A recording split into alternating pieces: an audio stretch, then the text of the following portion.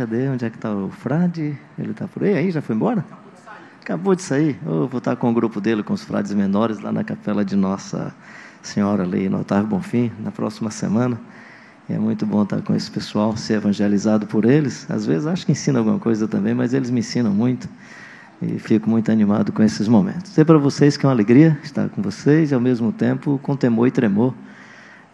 Porque nós estamos num momento muito complexo desse contexto brasileiro, não é? E aí falar sobre Paz com a Cidade. Paz com a Cidade é um movimento que surge aqui em Fortaleza. Quem lançou a semente foi o Armando Bispo, e a gente acredita no que esse camarada faz, vai atrás, acompanhando, né?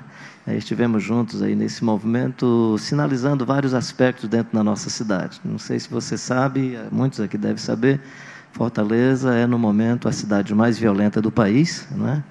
Nós não temos só um processo de favelização, nós temos um fenômeno novo, não é fenômeno, nós temos um fato novo, que é a existência do Porto de Pecém ali no município de Caucaia, facilita todo o comércio internacional para a África, para a Europa e toda a parte da América Latina. Se você faz um quadro, é o ponto mais estratégico para isso.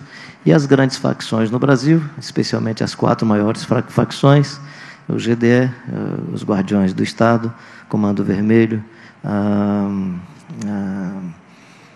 PCC, Família do Norte, descobriram que Fortaleza é um lugar estratégico para fazer toda a distribuição de entorpecentes e o comércio internacional de armas. Nós somos produtores só de armas leves, e a gente tem nesses bairros da gente aí armas pesadas que só o Exército e esses grupos têm. Então, assim, a situação vai se configurando cada vez mais complexa. Para você ter uma ideia, em 2017, nós tivemos, pelos dados da Secretaria de Segurança Pública, 5.130 assassinatos em Fortaleza, né? Isso é pior do que qualquer guerra civil. Aquele grupo Seguridade, Justiça e Paz, que é um grupo, uma organização não governamental do México, fez uma pesquisa dizendo que Fortaleza é a cidade mais violenta do mundo e nem levou em consideração esses dados da Secretaria de Segurança Pública. Eles pegaram dados mais... eu vou chamar de pacífico, mas dado de morte não é pacífico, né? De 3.130 pessoas mortas no mesmo ano. Ou seja, os dados que eles propõem para dizer que Fortaleza é a 7ª cidade mais violenta do mundo não é o mesmo da Secretaria de Segurança Pública, que é de 5.000 e tanto. Então, assim, só para você ter uma ideia da gravidade. E aí nós temos violência, não é só no caso de Fortaleza, violência no trânsito, violência nos esportes, violência no humor, violência na linguagem. Você chega na igreja, que é um lugar de paz, pensando que o pessoal vai cantar música legal. O pessoal, peguei meus inimigos e os atravessei. Linguagem de violência. E aí você fica mais animado, achando que é o lugar de paz. Aí o pessoal vai cantar Posso Pisar na Tropa e Saltar a Muralha, que é legal para cantar nos presídios, que os caras estão doidos para pisar na tropa e saltar a muralha.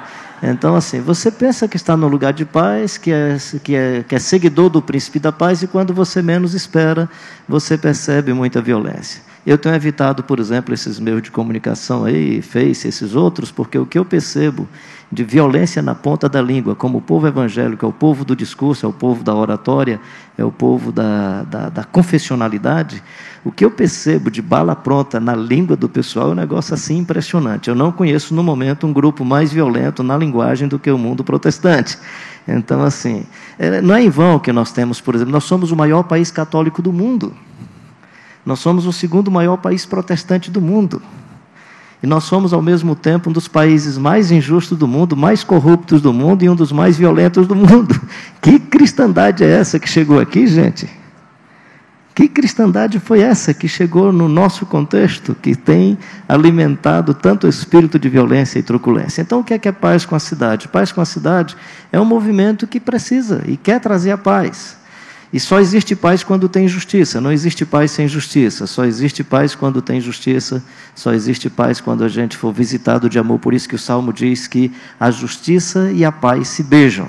Só haverá paz quando a justiça também existir beijando a paz. Qualquer paz sem justiça é engano.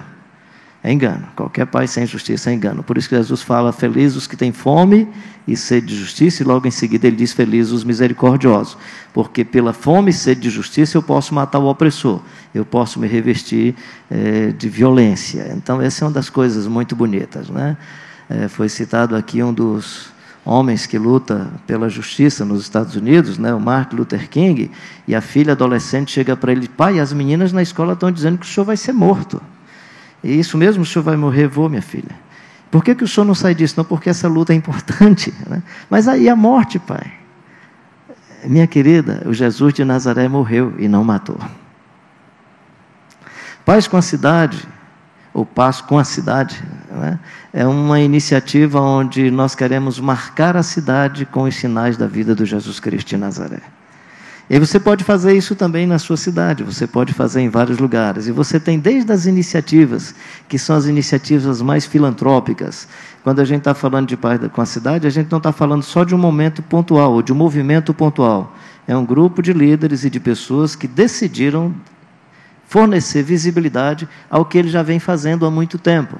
Por exemplo, se você pega a Igreja Batista Central, ela já vem fazendo movimentos para a cidade, de lutas, dentro dos presídios, na própria comunidade do seu entorno, há muito tempo. O movimento que aconteceu, por exemplo, na Semana da Páscoa, é um movimento que só gerou visibilidade às coisas que as pessoas já fazem. Se você pega o Arnaldo, a Cristina, no trabalho que eles já fazem nas comunidades, que são pessoas dessa igreja e de outras pessoas. Então, quando a gente está falando de paz com a cidade, por mais que o movimento tenha algumas visibilidades em alguns momentos, eles têm história.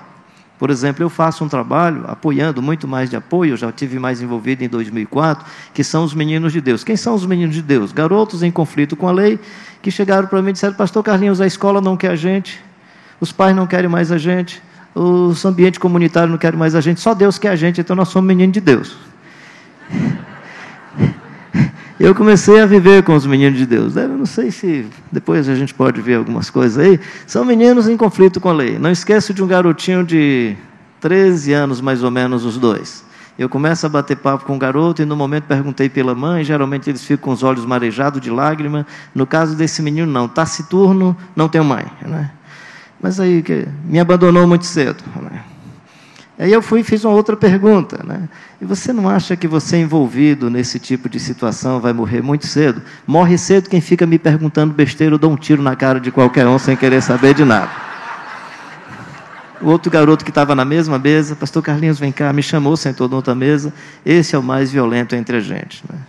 Eu percebi que ele era o mais violento, depois eu fui entendendo isso. É porque os menores, menos idade, menores, se ele não for um garoto taciturno, corajoso, que enfrenta o menino, ele vai ser a mocinha dos meninos, ele vai ser humilhado pelos meninos, batem nele como querem. Então, eles têm que ser o cara valentão.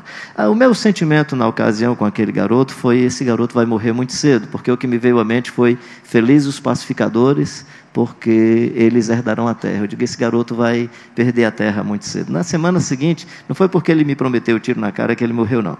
Ele morreu porque estava envolvido com esse tipo de situação. Cito isso porque o garotinho que me tirou e falou e conversou comigo, tentando, quem sabe até por respeito, me acolher, né? Mais ou menos 15 dias depois, disse: pastor Carlinhos, eu sou o próximo. Eu sou o próximo, né? E, lamentavelmente, ele foi o próximo, né? Ele foi o próximo. O que esse garoto me ensinou foi uma coisa muito linda. Ele disse: pastor Carlinhos, eu não sei como é que eu levava chute do meu pai, porque minha mãe disse que ele me chutava quando eu ainda estava na barriga da minha mãe. E aí eu não me lembro como era isso, mas eu me lembro, o garotinho caía no chão e ele me chutava. Estou falando, e aí foi descrever um pouco da violência que ele recebia em casa. Ele disse uma coisa muito interessante. Ele disse: estou falando isso para o senhor porque é muito legal quando o senhor ora pela gente, né? Eu fiquei todo feliz achando que era muito espiritual, né? Mas o que é legal não é o que o senhor diz, não. É que o senhor bota a mão na cabeça e depois dá um abraço. O garoto nunca tinha recebido afeto paternal. Paz com a cidade é encontrar esse menino que está à margem, né? Que é o menino que está pendurado do lado daquele que está na cruz. O Calvário era a periferia da periferia. O Calvário era a margem da margem. O Calvário era o lugar onde ninguém ia. Poucas pessoas, porque era lugar de caveira, lugar de sofrimento, lugar de morte. Aí está, né? E no Calvário você encontra um outro pessoal, que é a mãe e o pai, que sofrem e perdem seus filhos precocemente. Eu conheço uma mãe que perdeu 3 filhos antes dos 17 anos. Os meninos antes dos 17 anos de idade, um atrás do outro. No dia que eu ouvi sobre isso, tinha outras mães e outros pais que tinham também perdido seus filhos. O lamento, o clamor, o choro foi tal que a única frase que eu tive no final, não falei nada. apenas proclamamos várias vezes: Deus meu, por que nos desamparastes? Deus meu, por que nos desamparastes? Então, nessa ideia de paz com a cidade, tem as dimensões da denúncia, de estar diante de um palácio para dizer que eles estão sucateando as escolas públicas, estão sucateando as salas de aulas, estão sucateando os ambientes de saúde, estão desviando recursos, né? E assim, entendendo que quando a gente denuncia a corrupção do outro, nós temos que entender que nós somos um país de cultura de corrupção, não é? Corrupção no trânsito, dar o de jeitinho, passar do outro, né? Corrupção na igreja, não é? Dar uma propina para Deus e Deus aumenta o seu salário. Isso é corrupção, que já estava na cultura judaica. E a gente trouxe para a gente. O evangelho é outra história.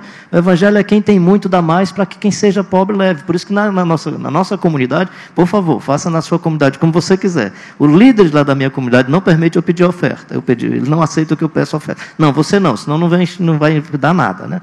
Porque eu digo assim, ó, quem tem dinheiro coloca, e você que é pobre, que não tem dinheiro, não se sinta constrangido, meta a mão e leve. Aí quando o tesoureiro passa para levar o gasóleo, fala assim: o pessoal é o tesoureiro, não é algo mais necessitado não, né? Mas essa é a ideia bíblica, Então quando a gente critica a corrupção, se você for atrás, presta atenção, meu querido. Esse é um problema endêmico no Brasil. Isso não é um problema assim, que está do outro lado, não. A cultura da corrupção no Brasil, aliás, a teologia da corrupção, não é mais uma questão cultural, é uma questão teológica. E quando é uma questão teológica, complica, porque se eu faço corrupção com Deus, eu faço com qualquer um outro. Se eu vivo suborno com Deus, eu suborno qualquer ser humano. Então, a ideia é que a vida da igreja, a vida das pessoas, no seu estilo familiar, nas relações, né, respeitando o ser feminino, respeitando o ser masculino, respeitando as pessoas. Eu tenho um amigo, ele é da igreja, da IBC, ele trabalha, tem tido contato com homoafetivos. É difícil você ouvir isso dos homoafetivos, gente. Eles e elas dizem o seguinte: as pessoas que mais nos odeiam nesse mundo são os evangélicos. E ele diz assim: os neopentecostais, se pudessem, nos matariam.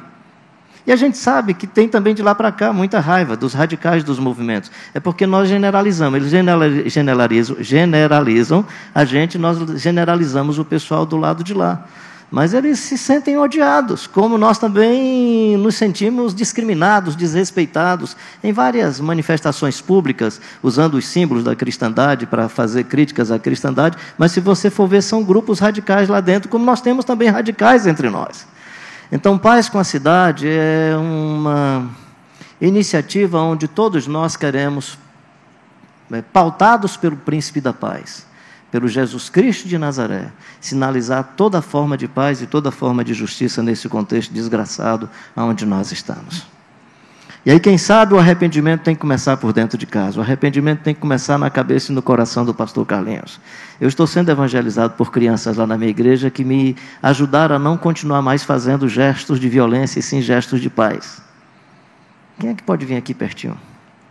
Vem cá, filhinha, vem cá. Por favor, vem uma de vocês aqui. Assim, porque da minha altura é mais fácil, se for muito alto fica ruim. Eu ia chamar aquele rapaz aqui lá, mas ele é muito alto. Vem cá, vem cá. Eu cheguei na igreja, um garotinho de 7 anos, Mateus, o nome dele, Mateus. Ele hoje está na universidade. Aí eu cheguei e fiz assim. Quando eu fiz assim, o Mateus não correspondeu. Eu fiz isso. Aí quando eu fiz isso, o Mateuzinho escondeu. O que é isso, pastor? Eu disse: isso o que, pastor? Assim é murro. É violência. E aquilo ficou na minha cabeça. Aí eu vou lá para o Janguruçu, Palmeiras 1, Palmeiras 2, Planalto, Sena, naquela região. Estou um dia com uma moçada que está em conflito com a lei. Cada um que chegava, aquele blusão chegava e... Aí quando eles começaram, eu me lembrei do Mateus. Aí eu cheguei para um deles: cara, o que é que significa vocês se cumprimentando assim? Ele disse, desculpa o tipo de expressão, mas foi do jeito que ele falou: estamos juntos para qualquer porrada. Aí eu, cara, Mateuzinho tinha razão. E aí, claro, eu e o Mateus criamos um tipo de símbolo que hoje, por favor, não vai não, porque o pessoal do GDE ou do outro pode achar ruim. Da minha geração, paz e amor significa agora comando vermelho, então você não pode estar fazendo paz e amor. Mas eu e o Mateuzinho criamos, que era uma coisa da minha geração. Estamos juntos, na paz e no amor, para que tudo fique legal, em qualquer esquina, sempre fraternos e abraçados, né? Obrigado.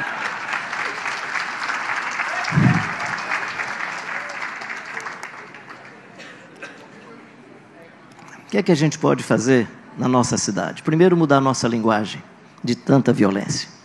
Depois, nos aproximar das pessoas como seguidores do Príncipe da Paz. Creio que depois nós precisamos nos articular nos lugares que precisam de filantropia e ensino, a gente trabalhar filantropia e ensino sabendo que filantropia é uma coisa que promove quem faz e põe na inércia quem recebe. A gente sabe muito bem disso, por isso que filantropia tem que ser uma atividade sempre passageira. Em outras palavras, se você faz filantropia, põe uma parede legal na sua casa que você vai receber muitas placas bonitas reconhecendo o seu trabalho. Se você luta por justiça, faz um plano funerário decente, porque você vai morrer precocemente. Mas tudo isso é missão e vocação do Evangelho, tanto a filantropia quanto a luta pela justiça, né? Então, acho que essas coisas que a gente pode fazer. Uma outra tarefa que eu tenho feito aqui na nossa cidade é o que eu chamo de pastoral de consolação, que é apaziguar e abençoar o coração dessas mães e desses pais que perdem seus filhos e as filhas precocemente. Agora mesmo estou acompanhando a família, o garoto de 14 anos foi assassinado, ele estava envolvido com algumas enrolações lá pelo bairro também. E semana passada, mais ou menos 15 dias, eu estava no encontro da CEPAL, quando foi assassinado um garoto aqui de um projeto nosso, projeto social Sementes da ICA, que é ali próximo ao Castelão, quem é aqui de Fortaleza sabe onde é a região, garoto